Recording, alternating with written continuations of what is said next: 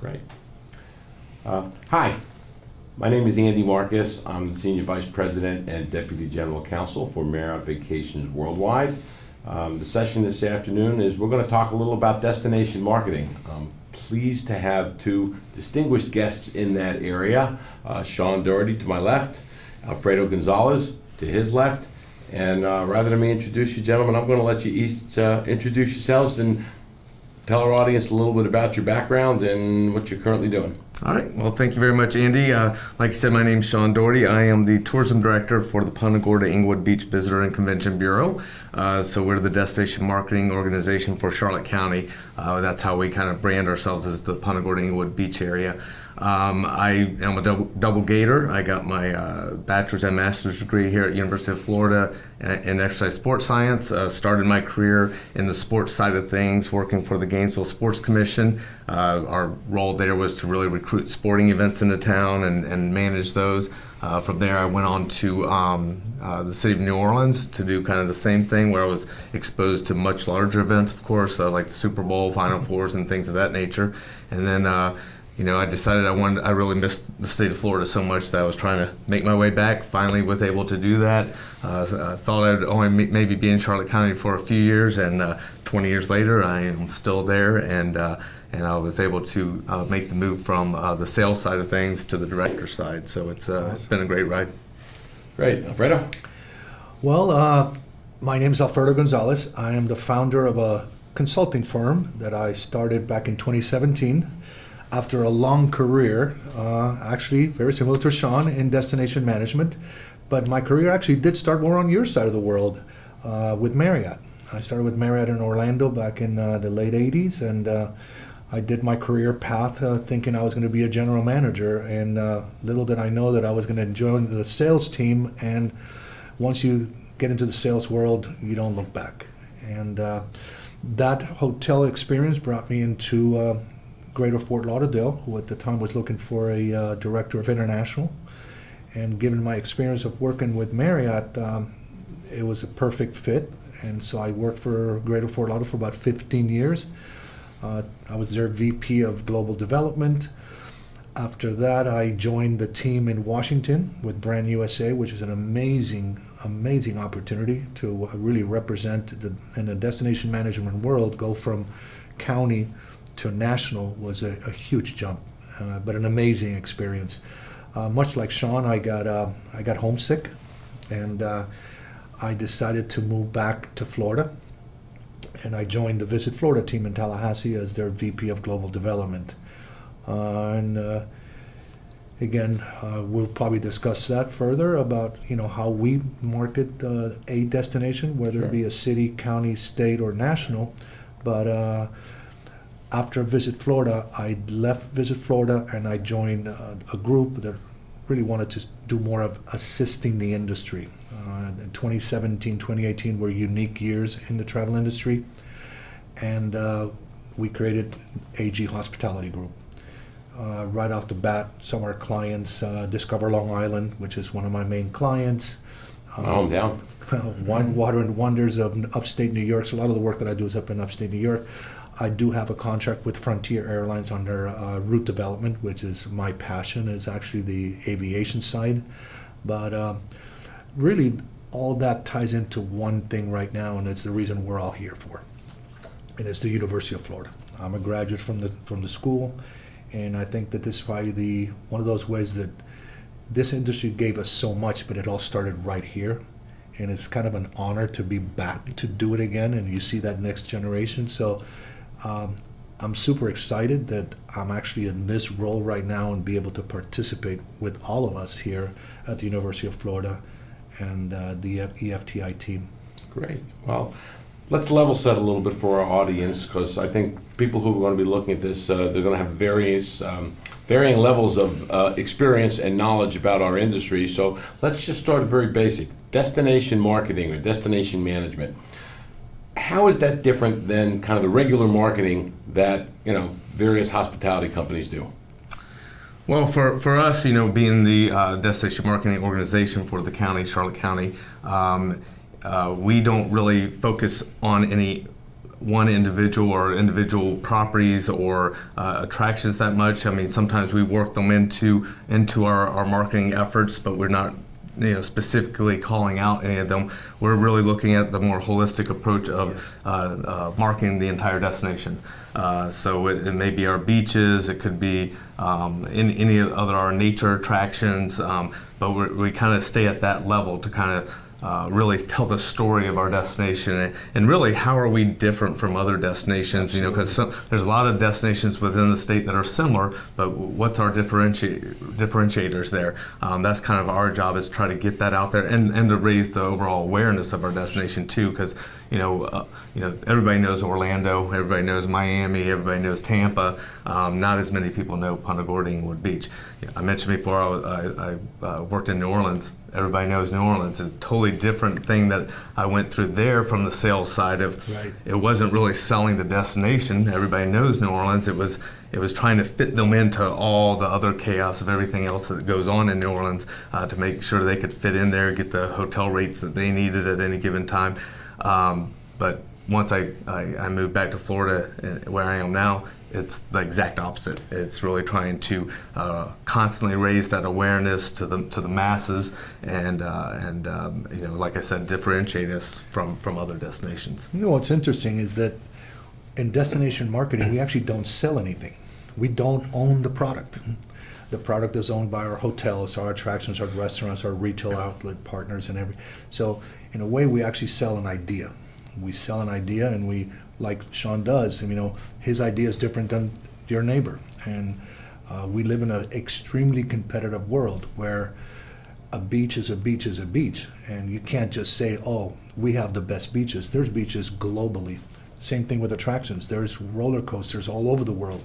So when we market our destination, like Sean does, is what makes us different.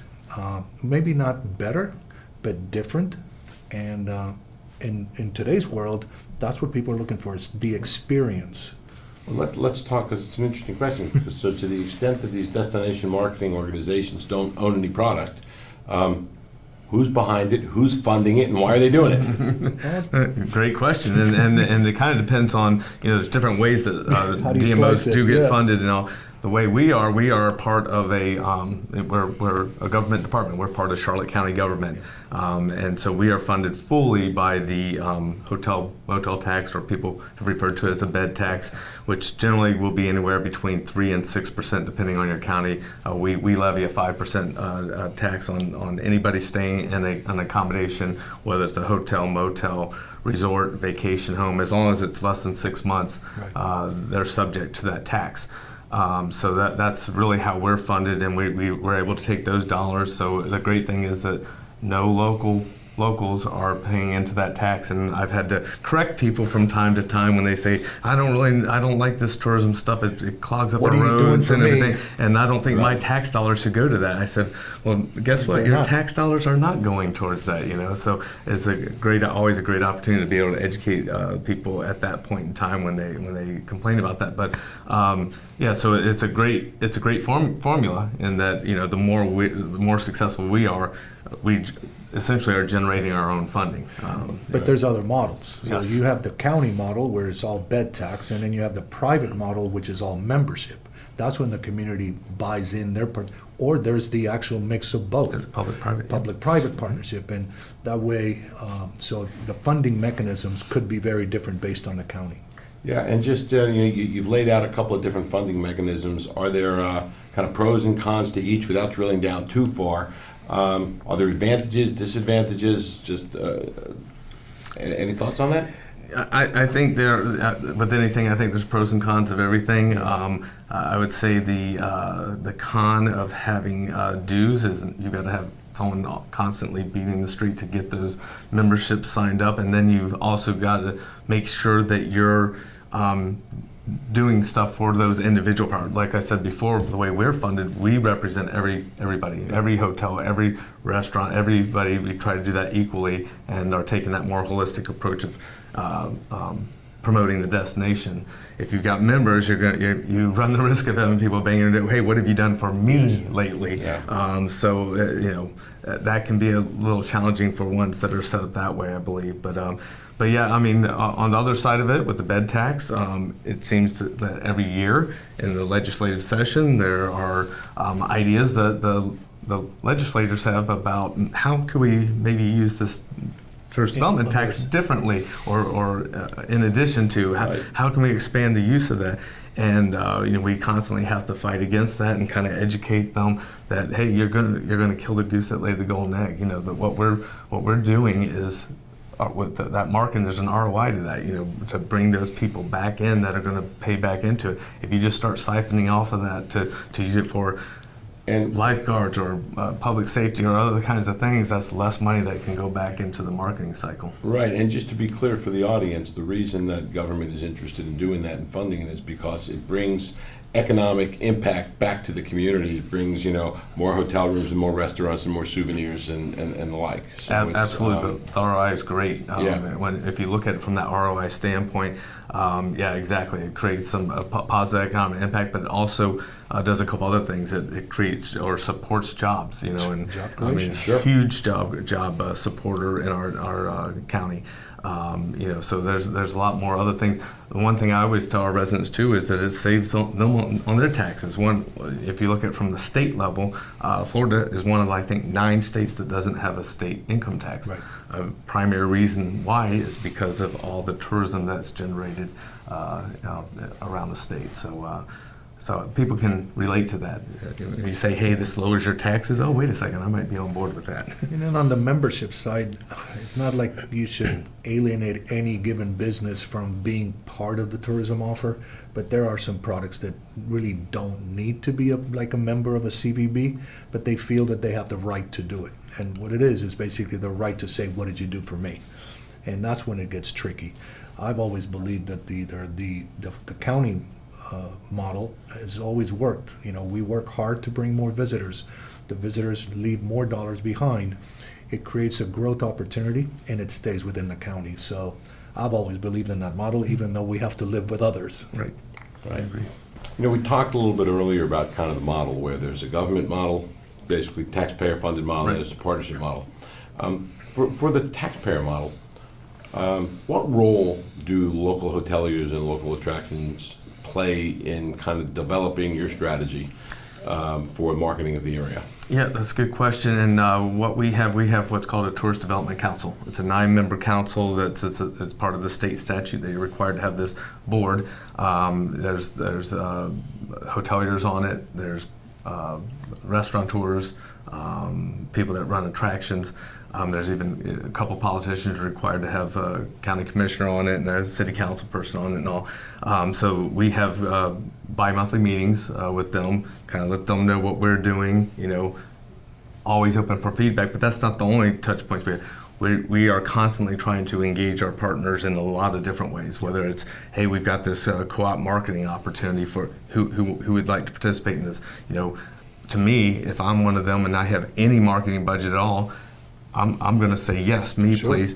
And we put our money where our mouth is, because when Visit Florida has any kind of co-op opportunities, we're the first ones in line saying, why wouldn't I do it? I'm going to be spending money on marketing anyway. Right. I would love for you to pick up part of the tab. Yep. So it's we constantly stay, we have really strong relationships with our all of our partners, and it's not just me, it's like almost everybody in my office, and we have a staff of, I guess, 12 now.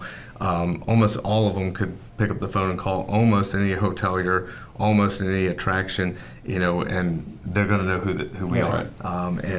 So they feel very comfortable in giving, feedback if they have it. That's great, and I wish a lot of destinations did that, because what happens is that I think what Charlotte County Punta Gorda has done for years is amazing community outreach.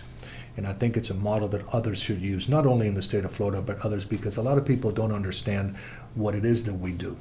And when you have a small 8-room boutique hotel, they're like, well, why should I give you my 6%? Well, because you're part of a larger group, and that lack of knowledge or participation actually hurts us when we're trying to go out and sell the big picture. And in a government tax environment, they have to. And so it's our community outreach to where, like, this is what we do. And this is the opportunities. And even like, for example, like a Visit Florida co-op or any other co-op, look, they're paying part of the bill. And what we want in those cases, like the state opens the big door. And we, the little people, go through that door and go shopping. And that's what we tell, whether it be a large hotel or a medium-sized hotel or even a bed and breakfast or an attraction.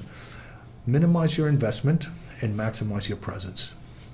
Great. Well, let's talk about the sales effort and the marketing, where it happens and to whom. I would assume that most of your marketing is done externally. It's to folks who are not in the community or in the county or the state even. But how important is it to market what you're doing to the locals and get their buy-in? It's becoming more and more important, as the tourist development tax maybe comes under more scrutiny as things go along. People aren't as really educated about what it entails. We're not facing that so much, and I don't think some of the smaller destinations are as much as maybe the larger ones are. But I feel it's coming, so we're trying to be prepared for that. And that goes back to what I was saying before about educating our local citizens on what's in it for them. That's what everybody wants to know. What's this in it for me? It's not just about having more traffic on the roads that you've got to navigate through, or maybe having to wait in line for your favorite restaurant a little bit longer. It's that tax savings. For example, we have a research company that we contract with that provides us, real data. They're gathering this data from our visitors, and then they provide us reports that include economic impact and all kinds of other metrics. One of them is, this last year they were able to identify that we've saved on average each household in Charlotte County over $1,000 off their tax liability. That resonates with people. They're like, Sure. that is huge to most people. They're going to say that's great. And I would think the higher the level of the marketing gets, I guess the harder it is to kind of make that value proposition. I guess, Alfredo, you'd mentioned that one of the things that you did with Brand USA, that's basically the destination markets for the entire marketing for the entire United States, right? How's that different than doing it, let's say, at a county level like Sean's doing? Well, I think that the key word in that would be partnerships. Even Brand USA alone can't go out and represent the entire 50 states, 5 territories, and the District of Columbia globally. There's not one equation that you follow that means that every airport and every airline will be connected to this. But when you create the partnerships between the states, so the states know what they want, the states know what they have, and creating partnerships with Brand USA, we went out there strong. It's like there's strength in numbers. And when it comes to the United States of America, the product is so diverse that it was easy to go out in the world and even segment geographically and almost chronologically to see where is it snowing, where isn't snowing, where is it summer, where is winter, what's day, what's night. And we would take this American product and market it globally. But the key was the partnership with the states. As an entity alone, Brand USA couldn't, but shouldn't do it. Because, like I said before, we don't own the product.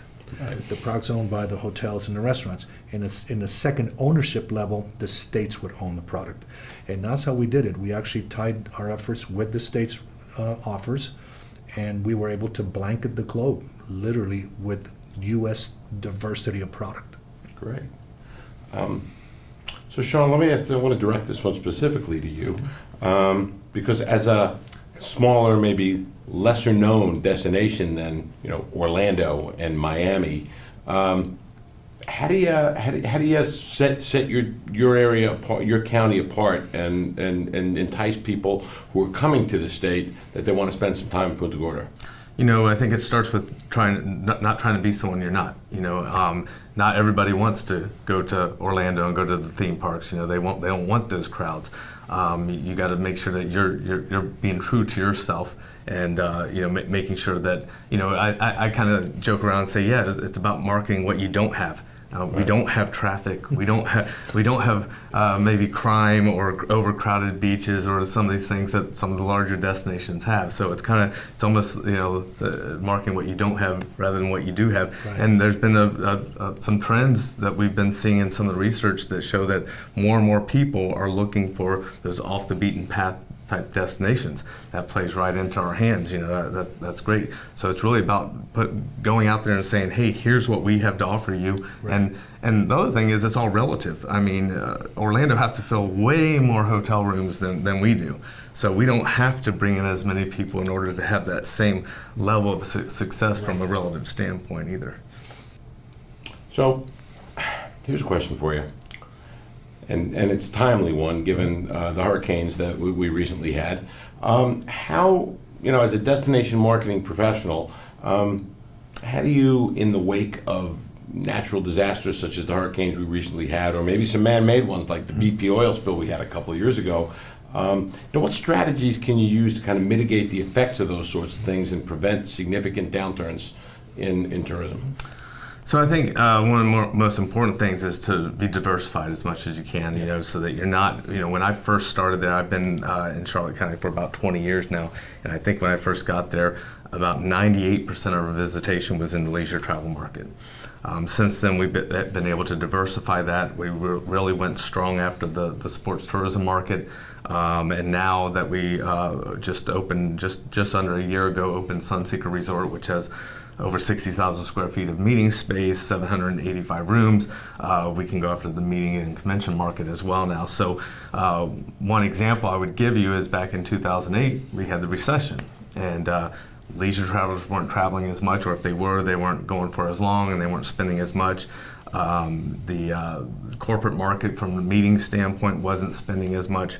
But the sports market, it's very recession resistant. You have a 13-year-old daughter that their team made it to the state championship and whatever. You're going to find the money to go to that. You're going to go. Next year she's not going to be 13 anymore, and she might not be in that game.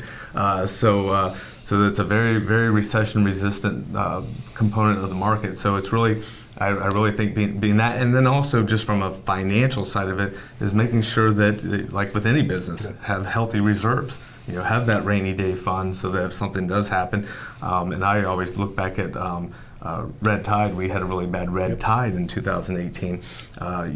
We had a rainy day fund there, but also, to your point earlier, leaning on some of those partnerships. So with Visit Florida, whenever something like a hurricane or something like red tide happens, they typically are there to do some co-op advertising opportunities and things of that nature that really help, especially some of the smaller destinations, to get back on their feet in the wake of those things. And it's all about crisis management, and we've actually, in the state of Florida, we've lived in the state long enough to know that there's about preparation, the event, and then after. And I think one thing that we've done great here is about communicating. So hurricanes, we have such a lead time that we prepare people. This is when you can, this is when you can't. But then immediately after, and I think this is where we've been very successful, is actually conveying the message to the world, we're open for business. Yeah. And whether it be the attractions, or whether it be the hotels, or depending on the level of the impact wherever, is when are we ready for business? There's always been a communication effort, and the state of Florida, of many states, is very good at that. We know, and the world knows immediately when that hotel's open and the airport's available. So it's about communication, sending out real time, real information of where you are, and needless to say, visitors have gotten used to it. I mean, it was almost like a hurricane's a hurricane, but they're like, but you're open for business, they'll come visit. Mm-hmm. Well, and it's funny how geographically challenged people might be about the state of Florida is so big and everything, and the further they live away from it, the more challenged they are from a geographic standpoint. So to your point, when you talked about the oil spill, I was there for that, and there were some of our I could see why people might think that we're affected, even though we really weren't, because we're on the Gulf side. But a lot of our colleagues on the east coast of Florida were having perception issues of people calling and saying, "Hey, do y'all got oil on your beaches?" Right. No, that's like hundreds of miles Miles away from away, that, yeah. and around on the other side of the state, and so it is managing perceptions and all, and Yeah. communications how you do that. Yeah. Between the pandemic, which certainly changed, severely impacted tourism along with everything else, and what seems like maybe a little bit more frequency of hurricanes, without getting into climate change and is it real, is it not real? That's a discussion for other folks who aren't us. But between what seems like, more frequent hurricanes and weather-related matters, plus the pandemic, are you seeing changes in terms of how destination marketing is approached and carried out? Well, if I do a lot of the work that I do is more international, and so I think if let's take the pandemic as an example. We've never had anything like that, so we can go back and say, well, what happened the last time this happened? Go down chapter 14. Okay, this is what you do. We didn't have that, so we actually had to come up with a way to not change. The change happened. Adapt to the new whatever that was. One thing that I found out as far as change was that people, and then we heard this over and almost got tired of pent up demand. And and I represent Discover Long Island, and if remember the pandemic, you could not leave New York and you could not go to New York. We found that a huge number of people lived in Manhattan, the boroughs. They've never been to Long Island. It's like, because they took it for granted. That's right there. It's like I live on the beach and I never go to the beach. So what happened during the pandemic is the locals became the tourists. Oh, yeah. The locals went to the restaurants. So, they set up restaurants outside, and then the park was open and the concert was outside. So it changed the way the locals saw their destination. And when we know from being in this industry for long, people travel because they want to see their relatives and their friends. That's the number one reason, visiting friends and relatives. All those people that became local tourists of their own destination, whether it be in Utah or in California or in New York, they became advocates of their own destination. They paid for our advertising by telling their friends, whether it be on social media. I remember we have a street in a little town in a village called Patchogue, and they decided to put the tables outside. And it became so popular that now, post-pandemic, on Thursdays, they still do it. People are going there, mostly locals, but the locals told the tourists, and they're like, we want to go to Patchogue. I want to sit outside and experience this. So some of the changes, I think, that we capitalize on is that, one, the pent-up demand was very strong. Right. Two, even cities like New York, that are one of the most visited and demand-high spots on Earth, the pandemic opened opportunities for the visitors to see other things. Like, for example, they're talking about Orlando, Punta Gorda, and Charlotte County. People wanted to go to Punta Gorda and Charlotte County and outside of Naples and maybe up to Cedar Key. Wide open spaces, outdoor dining, relax, maybe not the traffic, maybe not the waiting in line for the roller coaster.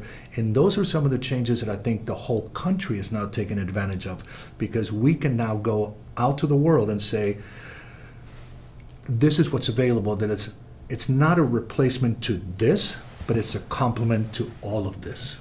And those are what changes that we're seeing in the travel industry, both in the domestic side and the international side, is how the demand has changed because the profile of the visitor has changed. Look what's happening.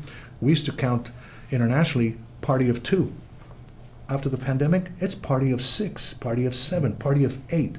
I think the pandemic said, you know what, we need to be closer to our friends, we need to be close to our family. Why should we not travel together?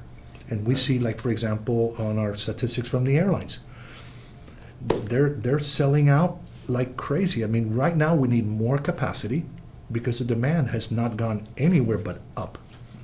Yeah, and I think the pandemic kind of expedited the use of virtual meetings like Zoom and Teams and all that.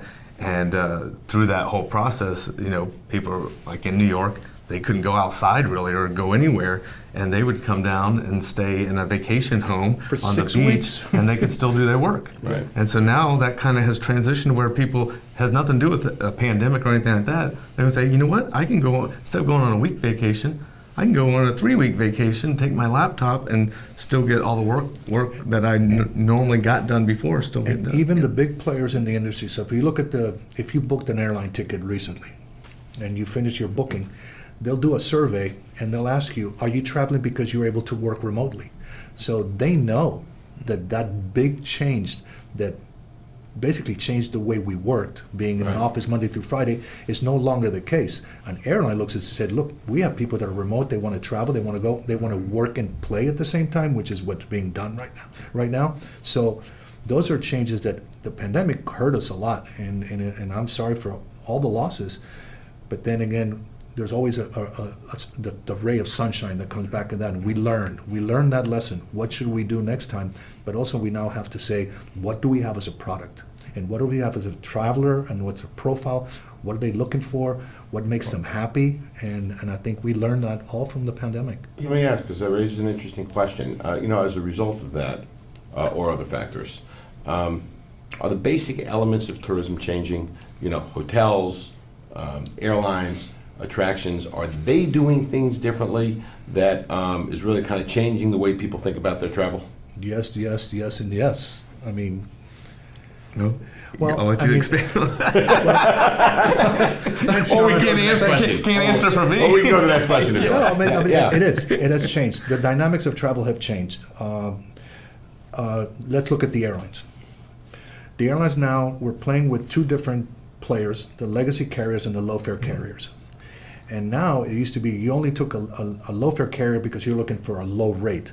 Now, you're looking at a low-fare carrier because it's convenient. And convenience became a big thing after the pandemic. Hotels decided that maybe having outdoor dining was not really a bad idea year-round. People actually like to be outside. If the weather works, they will. The other is the profile that I mentioned before, the size of a family. It's no longer that room. Now it's very important to have connecting rooms. It's very important to have a room that has a sofa sleeper because now you have mom, dad, and the kids. So absolutely, if you look at everything, it's a change that has moved every element of the industry to think, how do we adapt to this massive change that closed us for almost 2 years? And how do we remain open and how do we remain competitive? Because if you look at Europe right now, you go to London, and before, you could not only find a room that looked like a closet. Probably 50% of the chain hotels in London or in the UK are now coming up with bigger rooms. Why? Because they know that the profile of the traveler has changed. They want bigger rooms. They need more space. And that goes for every element.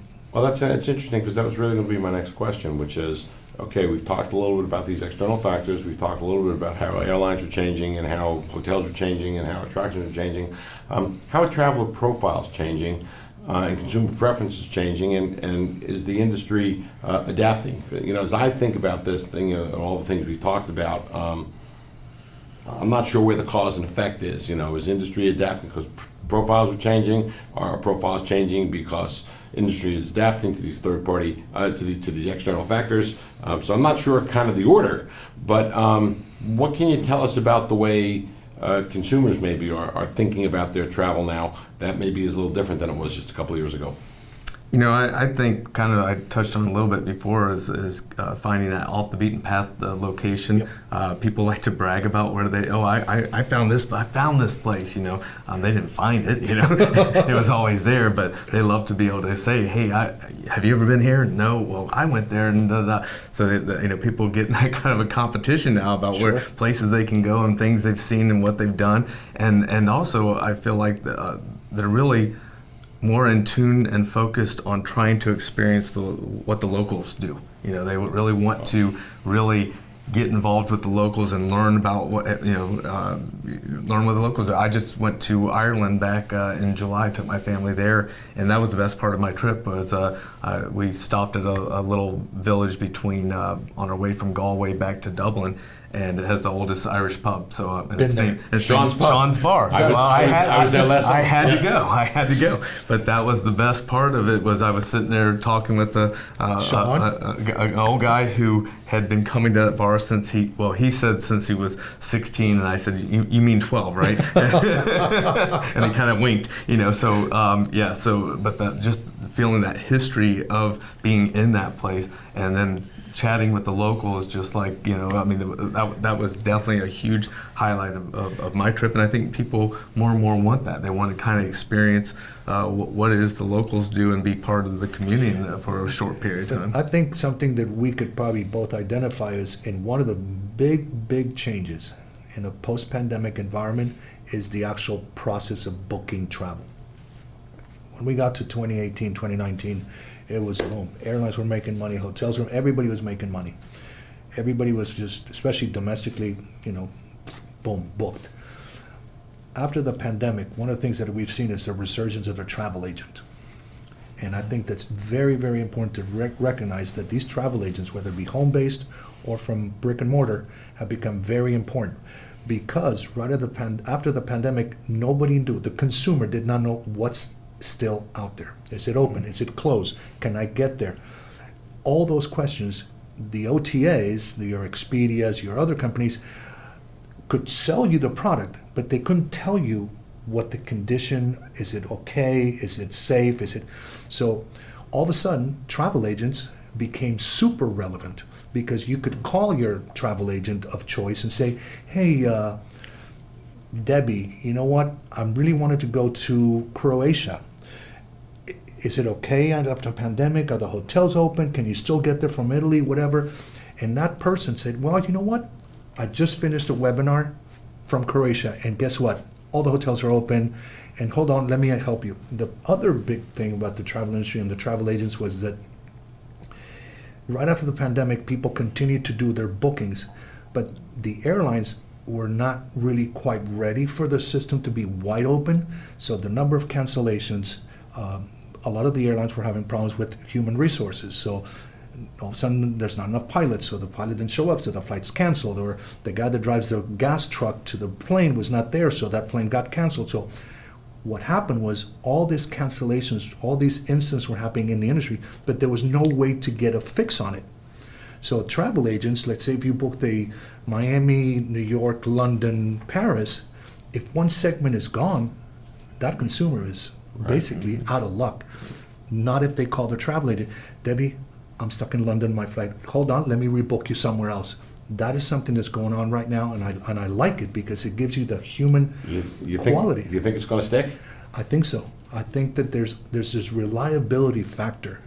I mean, they always say back in the day that you trusted your doctor, your butcher, and your travel agent. And I think that that's the case right now because the travel agents have that knowledge because they've lived it. They've seen the product. They've gone to fam trips. They've tasted the food. So I think that that's something, one of the trends that I see in the industry is the resurgence of the strength and the reliability of travel agents in all markets.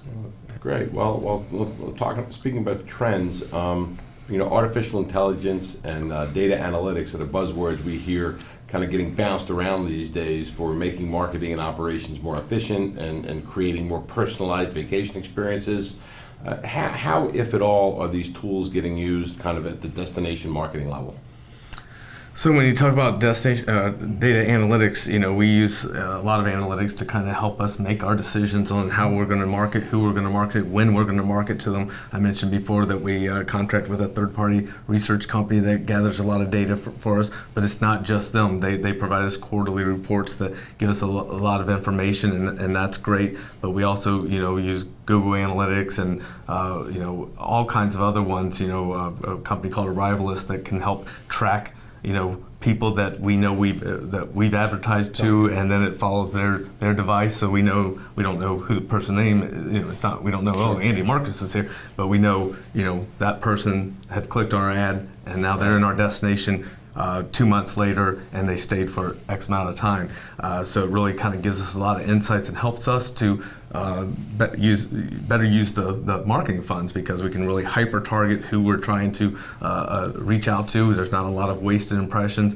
Back in the day, which really wasn't that long ago, really, because when I first got there about 20 years ago, I would say about 80 to 90% of our advertising was print advertising. Yep, right. And then, just a few years later, really started getting into the digital. Now we're probably about 85 to 90% digital advertising versus, we still do some print, but it's very, very niche where we do that. So yeah, but the analytics, you can't live without them, really. It really gives you so much information. It makes it easy if you pay attention to them and actually use them. Which kind of changes the things like what we did 20 years ago, where it went from the data that we collected, went right to the sales department, we went and sold it. That's not quite the case anymore. You got data management that goes to revenue management, and then it goes to sales. So it has changes. It changes, like when I go out and on behalf of our hotels, and maybe Andy, you can help with this, because like static rates before instead of dynamic rates. I had tour operators like, look, we want a rate for this winter, and I want a rate for the summer, and that's it, and that's what we're going to sell. Now those rates change by the hour. So, and those rates can change by the hour, because the data management is so incredible that when people, what time, what day, what hour, what shoes they wear, so much about that customer. Right. That you can then tailor the rates and make them dynamic for that property, that airline seat, that cruise cabin. Yeah, no, it's interesting, and this is one of the things that I deal with kind of with my in-house marketing folks, which is they want to use all these great tools, the AI and the data analytics, and they are great tools, but then there's a whole bunch of regulation, there's privacy regulation out there about how you collect people's data, and when you collect it, how do you use it, and can you use it for the purposes you want to use it, even if it's to make their experience better. Right. And so there's a little bit of a push-pull there that I think is still getting worked out, and that's a challenge. It's a challenge, and there's competing interests, but I know it's one that we pay a lot of attention to in my organization. I know a lot of other folks do. Well, like we were saying earlier about how much the industry has evolved over the years and everything, and that's just one other way that's going to evolve. So we know we got to be on our toes. So that if a new law comes up that you can't do this, right, how's that going to affect what we're doing? And we're going to have to adapt and shift and do something else at that point, possibly. So yeah. Great. So we've talked about a bunch of things, and I think addressed destination marketing, at least at a basic level, to kind of give the audience a little bit of a sense of kind of what it is and how it fits with the overall marketing of tourism and hospitality. We've talked about some trends. Are there some other trends, just opening it up, that maybe you guys are seeing from your vantage point of working with the county destination marketing, and what you're seeing with some of your clients, or just your observing of what's happening in the world, Alfredo? I think one thing that I'm seeing, and I'm actually very pleased, and I keep repeating this word of partnerships, because whether you be at the city, county, state, or even national level or international level, the partnership of a program minimizes the risk of a program. An airline decides to fly point A to point B. 30 years ago, the airline and the airport would negotiate that. We're going to fly from here to here. In the very early 2000s, we kind of squeezed in as tourism into these airline world discussions. And I remember actually myself asking a question at a conference in Athens. I said, you guys have been speaking for an hour about the size of the engine and the length of the fuselage and the long length of the runway, but I haven't heard, you have not touched two words. You haven't said anything about tourism or anything about passengers. So my question to you, as esteemed panel, is, if there's no passengers or no tourists, who benefits? And the answer was like, you're in tourism, so you go sit over there. But the bottom line was, it started a trend, where if an airport goes to an airline show, they'll 99% of the time they'll take their tourism. They'll take their Sean, they'll take me, and because the airport's a facility, the customer wants the destination. Now, there's some huge changes in the airport world and in the airport world around the world where these airports are becoming destinations, but that's not quite there yet. But what's interesting that I see is that we still need the partnership. If an airline chose, like I said before, to go to point A to point B, and the destination is involved, the origin destination is involved, and we all market the flight, the airline's going to say, our risk to stay is much, much lower. I'm going to your destination. That didn't happen 20 years ago. The airlines thought they could do it alone. The airports thought they could do it alone. Now the tourism boards are so involved because we are involved in keeping the planes full. And one other trend I would kind of point out is along the lines of social media, and as the millennials have gotten older and becoming more decision makers on or having the money to travel and all, and even Gen Z, they're being more and more, I think, influenced by social media influencers as far as a place where they go to get their information on places to travel. I think they view those influencers that they follow for all kinds of other reasons as being very credible. If they see an ad, they know we put that out. Of course, we're going to brag about ourselves. But even if you bring in a travel journalist, okay, well, that person's being paid to write about travel.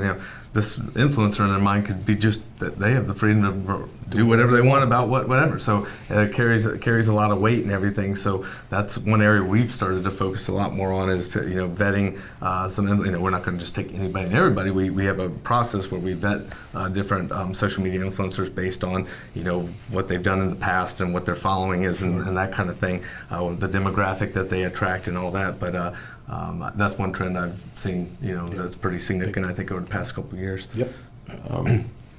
You mentioned earlier, we touched on sports tourism, and you said, hey, 13-year-old, Jenny is made the championship and she's going wherever the game is. We see that a lot. I live in Orlando, and we get, whether it's the Pro Bowl at the professional level or AAU, national volleyball championships and those sorts of things, bring a lot of people to town. Right. What role does your organization or your kind of sister organizations in other communities play in kind of bringing those events? Yeah, so some destinations have a standalone sports commission. Others, it's just a branch of their visitor and convention bureau, like us. But they're the ones that are really going out there and getting that business. That's their job.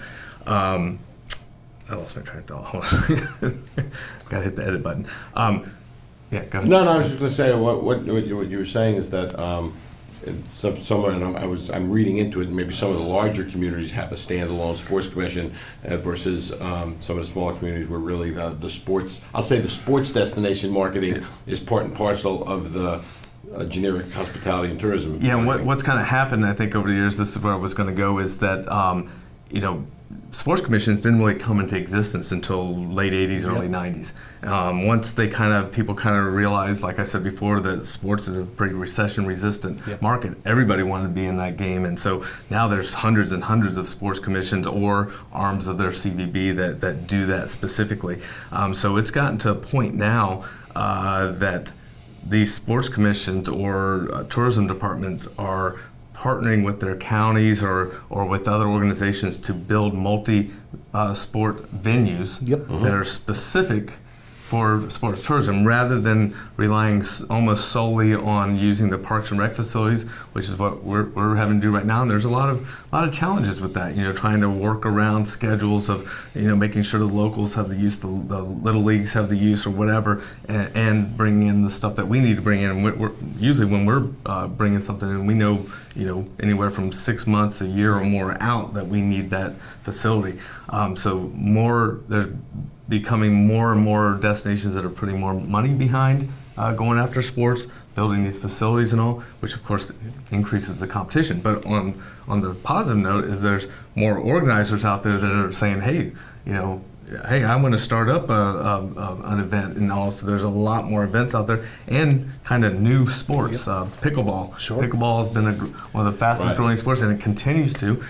We had a local group that wanted to build a pickleball facility, and they did a great job fundraising for it and everything. And they consulted with us because they knew, they needed another source of revenue to kind of keep it operational. And so we kind of gave them some advice. Hey, could you try to have at least 16, if not 24 courts? Right. Because we knew that's kind of the threshold in order to get a decent sized pickleball tournament to come to your destination. So it's kind of a little bit of all that, and kind of rolling with the punches on it, and be willing to think outside the box on those new sports and not just sticking to some of those the traditional ones like baseball, soccer, and all that. And then for larger destinations, we're very happy, and we're hosting the Ryder Cup on Long Island next year. And we've been working on Ryder Cup now for a year and a half. The housing requirements alone are a giant, and then all the logistics of transportation, housing. Then in the following year we have the U.S. Open, and then in 28, the World Cup finals are going to be played in the Meadowlands, and all the companies that are working with FIFA and all the others, they're already 3 years out looking at accommodations, where parking, special venues, sponsor events. So sports, little sports like pickleball, but big sports like the World Cup. It's impacting everything we do in tourism.